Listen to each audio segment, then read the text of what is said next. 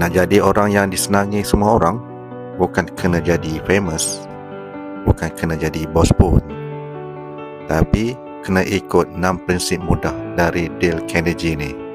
Yang pertama, tunjukkan rasa minat yang ikhlas pada orang itu.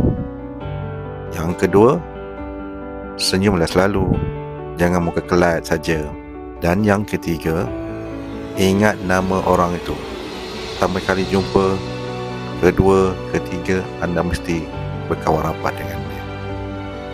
Yang keempat, menjadi pendengar yang baik.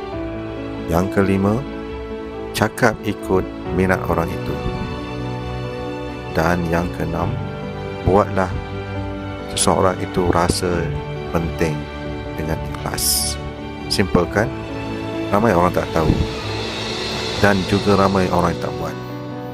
Untuk video yang seterusnya, saya akan ceritakan satu persatu tentang kenapa pentingnya dan kenapa anda harus buat yang saya sebutkan tadi.